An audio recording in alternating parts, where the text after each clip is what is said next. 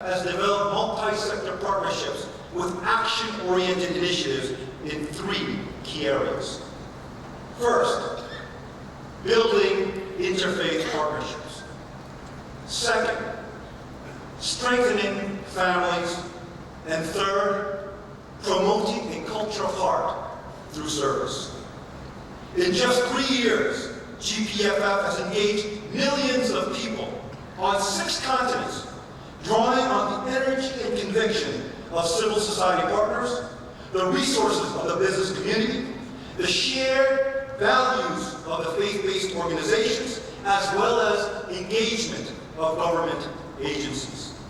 Our innovative approach to interfaith partnerships has brought leaders from all the great faith traditions, as well as those who do not espouse a particular faith, to participate together in unprecedented ways.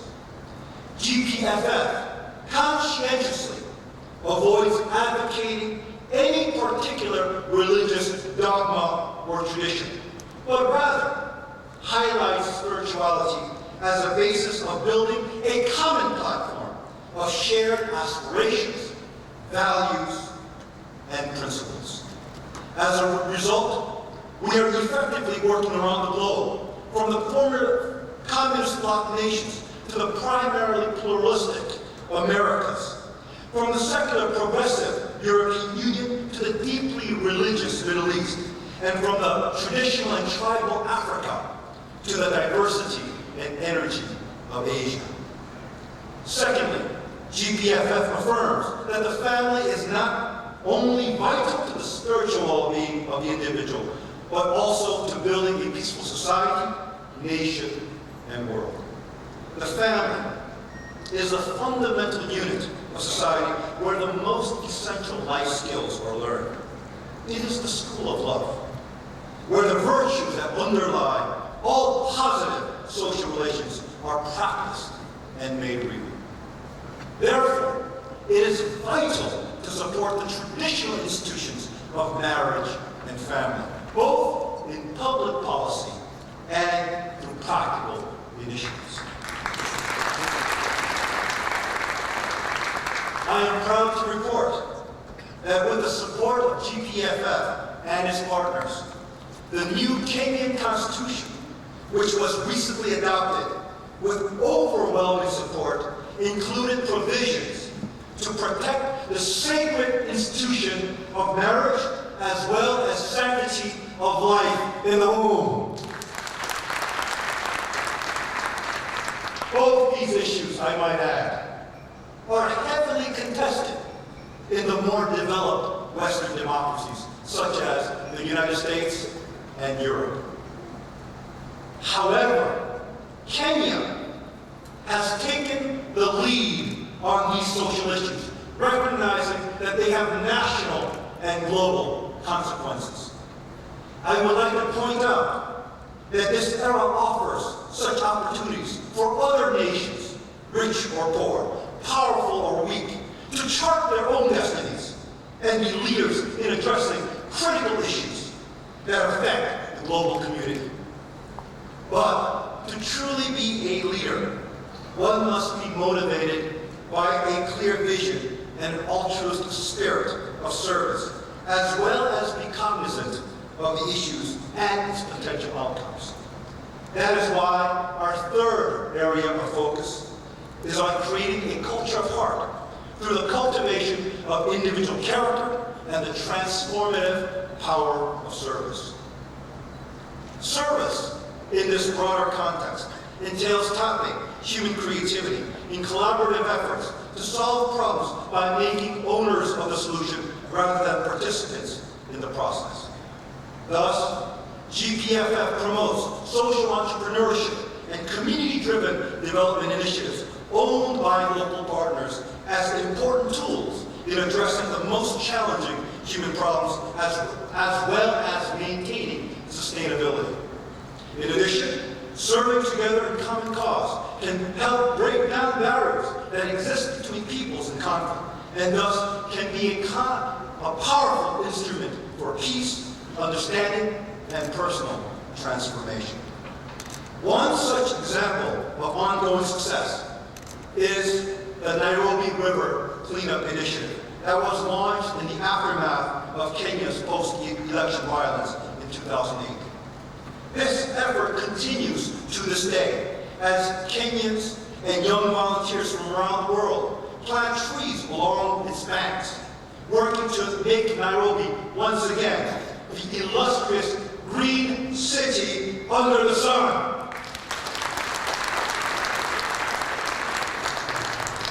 I am pleased to report that the success of this initiative has been noted by the United Nations Environment Program as well as the Kenyan government. Due to the success of this project, I am proud to announce today that it has grown into the Global Rivers of Peace Initiative.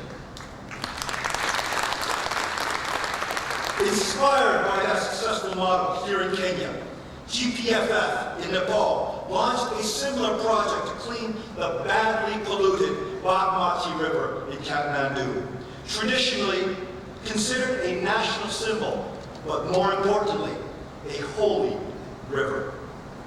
Thousands of volunteers recently gathered for the enthusiastic kickoff of the Bagmati River Cleanup Campaign as part of the Global Rivers of Peace Initiative prior to the regional festival in Kathmandu. During that relatively short period, this campaign has gained significant momentum with the support and ownership of local youth leaders, community-based organizations, and businesses. Here in Kenya, the Ministries of Education and Higher Education, as well as Brand Kenya, have partnered with GPFF to build upon our successful character education programs by launching a nationwide character competency initiative.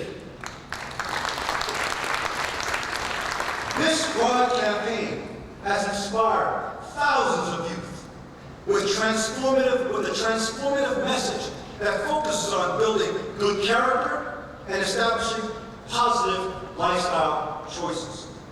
Our joint character competency program is also initiating in-depth pilot projects with schools in Nairobi and beyond, equipping students with the character tools to succeed as future heads of households, employees, owners, leaders, and most importantly, as good, patriotic citizens of Kenya. Furthermore, partnerships are critical to advancing the objectives of conflict resolution, peace, and development that this convention is addressing. Here in Kenya, the Office of the President has coordinated an inter-ministry working group to support this convention, as well as GPFF's ongoing programs that will benefit the youth of this nation long after, this event concludes.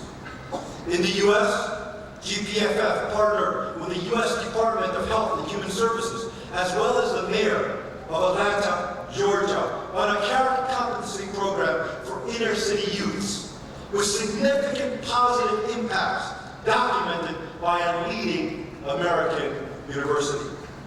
In Nepal, the Federation of Nepalese Chambers of Commerce and Industry was a central organizing partner for the Global Peace Festival South Asia 2010, as well as owners of ongoing civic and social programs initiated during that festival. And the list goes on. This level of ownership highlighted in these examples has become the norm rather than the exception after our Global Peace Festivals and Convention.